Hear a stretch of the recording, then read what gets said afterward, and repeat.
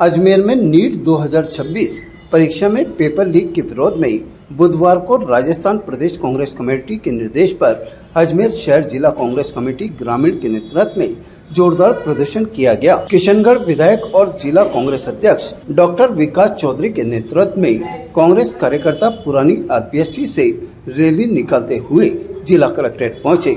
इस दौरान कार्यकर्ताओं ने केंद्रीय शिक्षा मंत्री धर्मेंद्र प्रधान का पुतला लेकर विरोध प्रदर्शन किया और भाजपा सरकार के खिलाफ जोरदार नारेबाजी की। कलेक्ट्रेट पहुंचकर कांग्रेस कार्यकर्ता सड़क पर बैठ गए और पेपर लीक बंद करो, एनटीए खत्म करो और युवा विरोधी सरकार मुर्दाबाद जैसे नारे लगाए। बाद में शिक्षा मंत्री का पुतला दहन कर आक्रोश जताया गया। विधायक डॉक्टर विकास चौधरी ने कहा कि नीट 2026 परीक्षा पेपर लीक में देश के लाखों युवाओं के भविष्य के साथ खिलवाड़ हुआ है। उन्होंने आरोप लगाया कि केंद्र सरकार शिक्षा व्यवस्था संभालने में पूरी तरह विफल रही है और दोषियों पर सख्त कार्रवाई नहीं की जा रही। कांग्रेस ने शिक्षा मंत्री से इस्तीफे और एनटीए को भंग करने की मांग की है। नीट में जिस प्रकार का भ्रष्टाचार भारतीय जनता पार्टी के लोगों ने किया है और लगातार उन पेपर माफियाओं को बचाने का काम भारतीय जनता पार्टी के लोग कर रहे हैं, उनकी कथनी और करनी में फर्क है। नौजवान लगातार रोजगार मांग रहे हैं और नीट जैसे एग्जाम में 22 लाख जो नौजवान है उनका भविष्य के साथ खिलवाड़ किया है। आपको बताना चाहता हूँ, पिछले 10 वर्ष में 89 एग्जाम में पेपर लीक इस भाजपा की गवर्नमेंट में हुआ है और 48 एग्जाम दोबारा इनको कराने पड़े। तो युवाओं के साथ लगातार कुठाराघात करने का काम ये लोग कर रहे हैं। यही लोग जो नहीं सहेगा राजस्थान का नारा देकर, नौजवानों को बरगलाकर, नौजवानों को झूठे झांसे देकर सत्ता में आने का काम किया है। हमने धर्मेंद्र प्रधान का पुतला जलाया है। उनको इसकी जिम्मेदारी लेकर अपने पद से, शिक्षा मंत्री के पद से इस्तीफा देकर नौजवानों को एक संदेश देना चाहिए और नौजवानों के साथ, उनके भविष्य के साथ, उनके सपनों के साथ खिलवाड़ नहीं होना चाहिए। आप और हमको पता है कि कैसे नौजवान पढ़ता है, कैसे एक पिता कर्ज लेकर अपने बेटे को पढ़ाता है, कैसे एक माता अपने गहने बेचकर उस नौजवान के सपनों को साकार करने का काम करती है।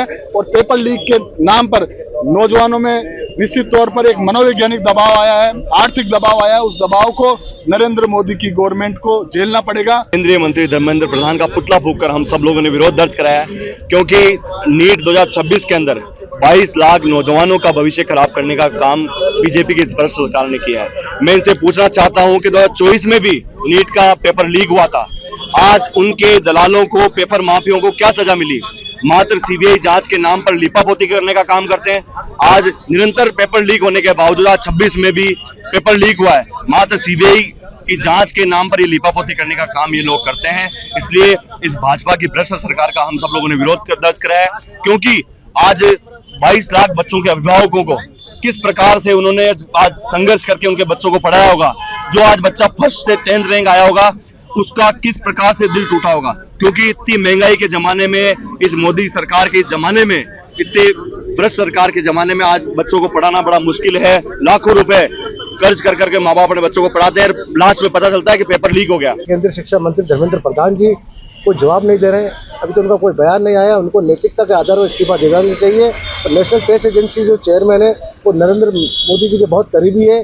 पूरी नेशनल टेस्ट एजेंसी को भंग कर देना चाहिए, क्योंकि जब तक आप नेशनल टेस्ट एजेंसी को भंग नहीं करेंगे तब तक एग्जाम बार बार लीक होते रहेंगे।